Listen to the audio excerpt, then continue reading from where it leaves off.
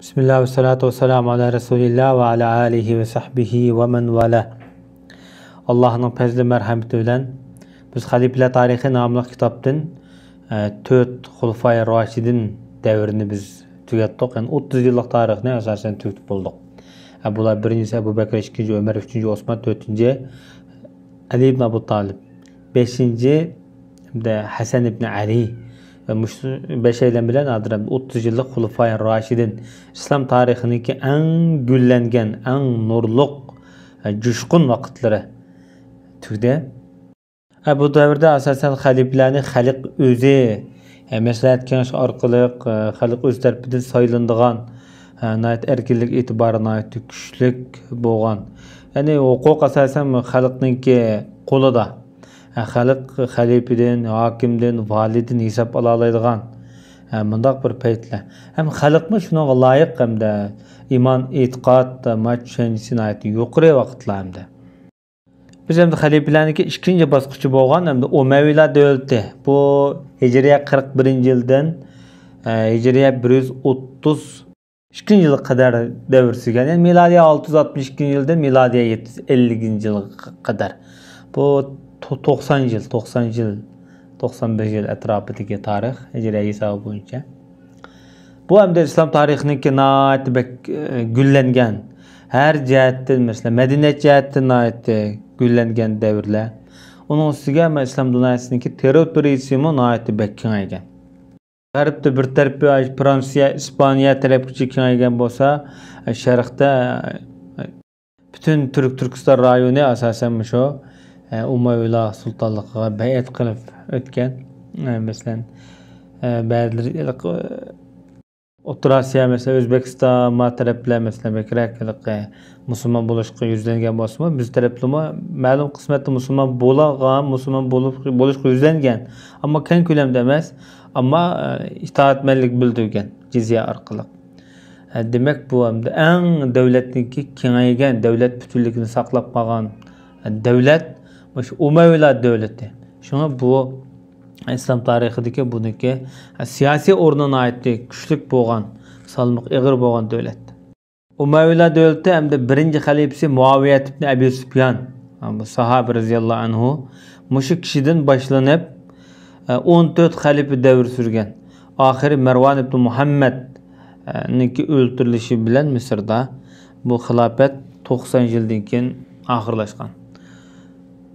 Bundaqda biz Umayyi devletininki İslam tarixidagi ikinci çoğun devlet bo'lgan, sulala bo'lgan, hamda qadimqi hamda burunqi erkin saylan bilan xalif saylangan holatdan hamda podshohlik tuzumga qarab mangan xalifelik davlati bo'ladi bu. Bu birinchisi hamda Muaviye ibn Abu Sufyan radhiyallohu anhuniki xilofati. Bu qanchalik davom etgan degan vaqtda Hicriye 41 yilidan Hicriye 60 yilgacha bu adam hakimiyet beşi çıkan. Yani tahminen 20 yıl hakimiyet beşi tuğan bu adam xilafette. Yani Muaviye ibn Abu Sufyan kim o diye vaqtda Muaviye Ebu Sufyan'ın oğludur. Ebu Sufyan'ın ismi Sakhr. Yani Sakhr diye adam Harp'nin oğlu. Harp boz Umeyya'nın oğlu, Umeyye Abdüşems'in oğlu. Abdüşems Abdümanap'ın oğlu. Abdümanap Hüseyin'in oğlu. Bu adam Kureyş kabilesinden, Umevi cemaatinden. Bunun künyası Ebu Abdurrahman'dır. Bu adamı hem de Kureyş kabilesiyle ait müteber, ait Kureyşler içinde iqtisadi ait yaxşı bolgan. Ondan başka Kureyşler içindeki ait imtiyazımı, xili ait ictimai ordumun ait güçlük bir cemaat bu. Bula hem de Peygamber sallallahu aleyhi ve sellem'de şu Abdümanap degan kişide tutuşu hem de Peygamberimizle bir tuqqan. Mekke'deki en meşhur cemaatlerden şu Haşim cemaati, Umeyye cemaati. Şuna bunu Umeyye devleti deyişimizde Muaviye'ninki çoğun boğusu Umeyye ibn Abdüşems'ninki namı bilen atalgan bu cemaat. Muaviye kaçan Müslüman bolgan degan vaqtida Muaviye bilen dadısı ikisi tang Mekke fethi günüsü. Peygamberimiz Mekke'ye besip kirgan vaqtida Hicriye'nin 8. yılı bulan Müslüman bolgan. Onundaki bu adam hem de tuncu katım katnaşqa uruşu Huneyn uruşu. Onun uruşumun ayeti güçlük uruşlarınınki biri Peygamber sallallahu aleyhi ve sellem özü bevas katnaşkan. Bu Taif tarafta boğal uruş. Bu adam desepte bunda İslamga kalbimde mail kılıngan adamlar qatar deyil. Bek küçük Müslümanlar emas, kalbimde İslamga talpinayotgan, yeng Müslüman bolgan bunda yıkılışıvatgan kişiler qatarda muamele kılıngan.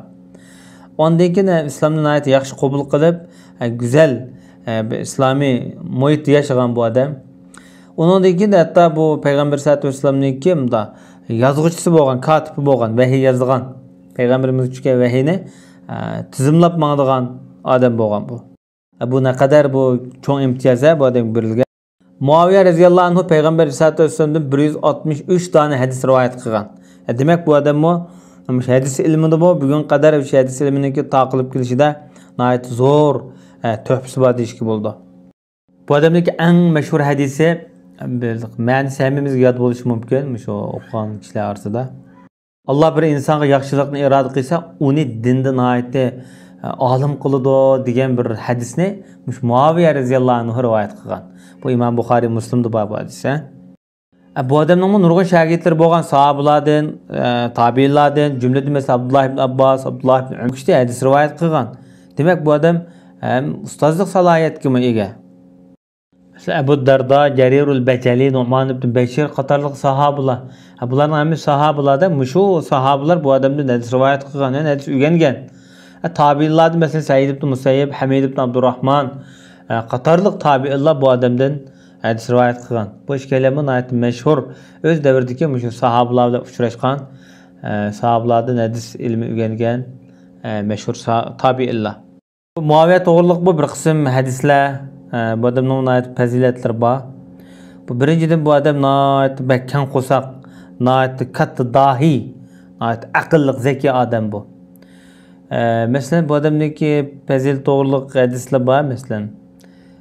Bazıları mesela bek küçük bu musulmo, lekin İmam Tirmizi Hasan deb rivoyat qilgan Abdurrahman ibn Abi Umayr radhiyallahu anhu rivoyat qilgan bir hadisda bu kishi Peygamber sallallohu Muaviyaga mundaq deganligini bayon qilgan.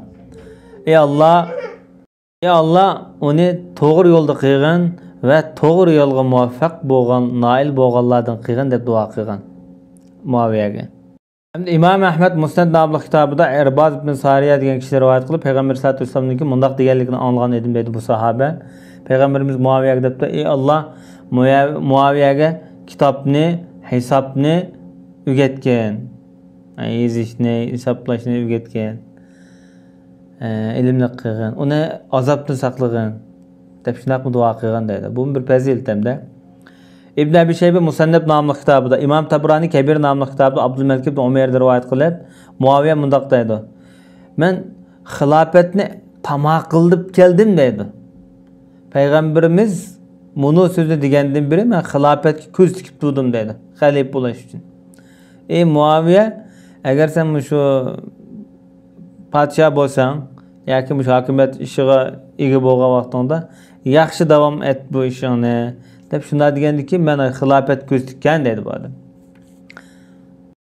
Muaviyaniki badan qurilmasi nayat egiz, oqpisma, nayat chiroyli, hayvatlik mundaq bir odam edi dedi.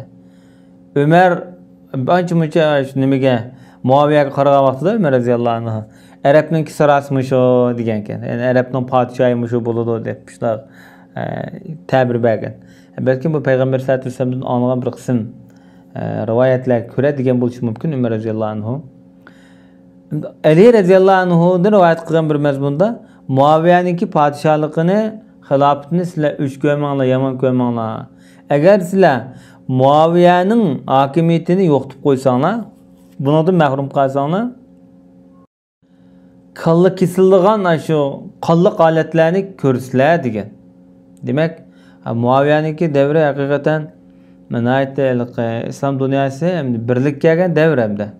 Hamma jihatdan birlik kelgan, ittifoqliq, davlat birligi, vatan birligi, diniy imtiyoz birligi, hamma jihatdan birlik kelgan paytlar.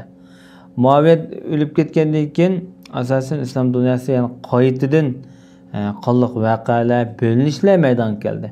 Bu Ali roziyallohu anhuniki parasti bo'lishi kerak. Endi Maqbari degan olimning rivoyat qilgan bir mazmunda Sizler bu Rim padişahı Heraklining Persiya xandoni padişahı Kisra'nın zekiligidan hayron qolyapsizlar. Muaviyani ko'zanliqi qaranliq olmay. Demak Muaviyami mushulardan qilishmagidek buningdanmi katta aqlliq zaki deb sifatlagan. Hatta bu odamniki kang qo'soqligi bilan shu maqol tamsil taqalgan hatta. Muaviyaning kang qo'soqligi haqida maxsus kitoblar yozilgan. İbn Abi Dunya, Abu Bakr ibn Abi Asim qatorliq musulmonlarning katta olimlari Muaviya to'g'riliq maxsus shu kang qo'soqligi haqida kitoblarni ma'lumot yozib qoldirib ketgan. İbn Avn degan odam mundaq deydi. Ba'zi odamlar Muaviyaga mundaq deydi.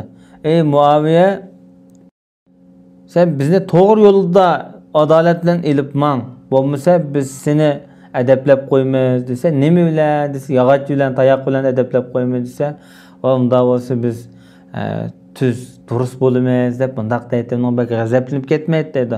Bir podshoh, bir xalifa bo'lib to'ylar. Qubaysat ibn Jabir degan kishi rivoyat qilgan bir mazmunda men Muaviyaga hamroh bo'lgandim dedi. Bu odamdek noit kang qo'soq, temkinli odamni ko'rib boqmagan edim. Uningdek noit bilmaslik silib oldigan, noit siyliq sipoy bunday odamni ko'rmagan. Uningdek noit salmoq, temkinlik bir odamni ko'rib boqmagan edim dedi. Bu asosan ko'pincha shu dahi adamlarda bo'ladigan sifatlar. Abu Bakr radhiyallohu anhu Shamga qo'shinayotgan vaqtida Muaviya o'zining oqsi Yazid ibn Muaviya bilan birga manganimda. Bu Hijriya shu 11dagi masalada, o 11dagi hamda. Bu odamniki amel mansibining boshlanishi shu. Oqsi Yazid o'lib ketgan vaqtida oqsi uni Muaviyani Damashqqa o'zining o'rniga vali qilgan. Umar bo'ladi deb uni ma'qullagan hamda. Uni kendi Osman ma'qullagan. Ahirda Osman radhiyallohu anhu davrida bütün Şamni bu adamniki iqtidorchiligi, hokimiyat ostiga bo'lib bergan. Bu adam 20 yil Şamning amiri, 20 yil xalifa bo'lgan. Undaqda bu adam 40 yil amal tutgan, mansab tutgan odamda. Ka'b ibn Ahbar degan katta ahli kitoblarning olimi, musulmon bo'lganki shunaq deydi. Bu ummatningki ishlariga Muaviyadek bir odam bunda egolab uzun davr ve münayetliqi kang şekilde bunda hokimiyat yurgizolmaydi degan. Qolganning asosida 40 yilga yetganlar ayta az keyingi davrlardagi podshohning. İmam Zahabi rahmetullohi alayhi bu sizga to'liqlim qilib bundaq deydi. Degandek Ka'b ibn Ahbar Muaviya xalifa bo'lishdan burun o'lib ketdi. Bu Ka'bning degan gapi haqiqatan to'g'ri rost chiqdi deydi. Muaviya 20 yil xalifa bo'lish jarayonida bu hech bir odam buning bu xilofatiga qarshi chiqib talash-tortish qilib boqmadi deydi. Hamda uning keyindan masalan Muaviyadagi nurg'un ixtiloflar bo'ldi. Buning o'xshamaydigan bir avval yuz berganda ilk davrlarda masalan qarshiliklar, qarshi firqalar maydonga chiqdi. Hatto ba'zi bir qism oymoqlar, davlatlar zeminlar qo'ldan chiqib ketdi masalan. Bundaq avval Muaviya davrida qat'iy bo'lib boqmagan. Shu davlat putunligi saqlanib turgan. Muaviya desek bosqichda mesela Ali radhiyallohu anhu qarshi chiqqan, Ali radhiyallohu anhu xilofat davrida. Ondan Hasan radhiyallohu anhu qarshi chiqqan, lekin Hasan radhiyallohu anhu xilofatdan Muaviya radhiyallohu anhu chiqib bergan. Endi bu vaqtida bu odamniki xilofati muqimlashgan. Bu taxminan Hijriya 41-yili Rabiul Oxir yoki Jumadil deydi. Mush 41-yili Amul Jamaa, ya'ni birlashgan yil, jamoat yili deb atalgan. Nimishqa degan vaqtida bütün xaloyiq, bütün musulmonlar, ummat bir xalifaga jo'glashgan. Bundan burunqi ixtiloflar, adovatlar bu yerda ko'tarilgan. 41-yili Muaviya hamda xalifa bo'lgandan keyin dastlab qilgan ishlari Marwan ibn Hakamni Madinaga vali qilgan. 43-yili bu odam Ruhaj deydigan shaharlarni fath qilgan. Bu shu Iroq, Ironniki Sijiston o'lkasidagi rayonlar. Andan shu Barqaniki Vaddan qishloqlarini, bu hozir Liviya tarafda. Mesela Sudanniki Kura deydigan yerlarni shu 43-yili fath qilgan. 43-yili ham Muaviya radhiyallohu anhu Ziyad ibn Abini o'ziga qo'shib olgan. Ziyad asli Taif tarafdan Muaviyaniki dadisi Ebu Süfyan hem de o'zining jahiliyat davrida Ziyadninki hem de rivayetler deyişçe onisi bilan ish besh tartib tug'ilgan ekanda shu davrda da. Hem de keyin hem de bu Ebu Süfyan hem de o'zi qabul qilg'il unmagan hem de o'ziniki bola deb e'tirof qilg'il unmagan. Shuningla bu Ziyad ibn Sumayya deb onasining ismi bilan yoki Ziyad ibn Abi deb ma ismlar bilan bunda dadisi aniqlama berilmagan holatda atalgan. Ziyad Ali radhiyallohu anhu'niki eng dangli qo'mondoni Xurasan Paris tarafda shu vaqt qo'mondon.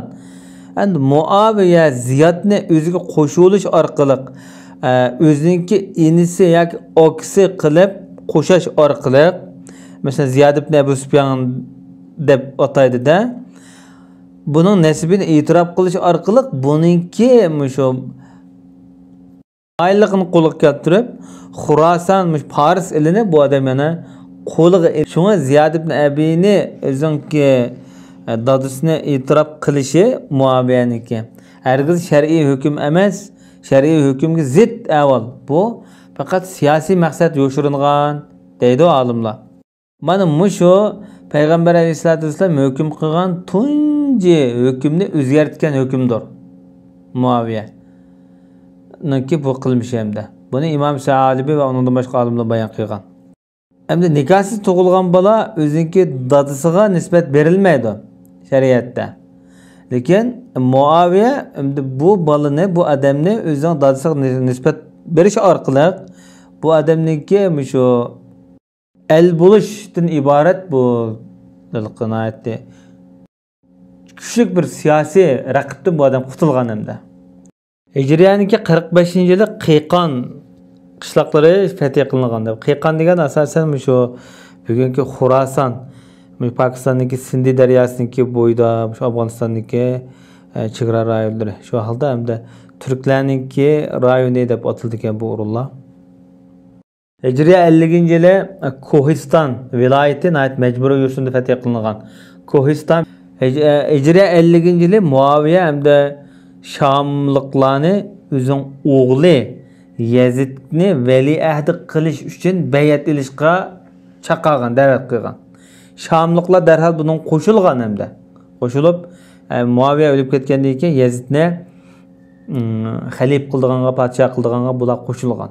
Mana bu tunji qatam xilofatni o'zining o'g'liga veliahd qilib bekitib berish holati, bosqichi birinchi qatimliq islom tarixida.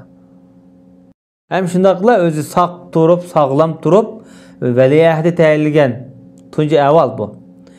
Uning keyindan ham Madinadagi Muaviyaning valisi Marvonga xat yozib, Madinaliklardan bayat olgan.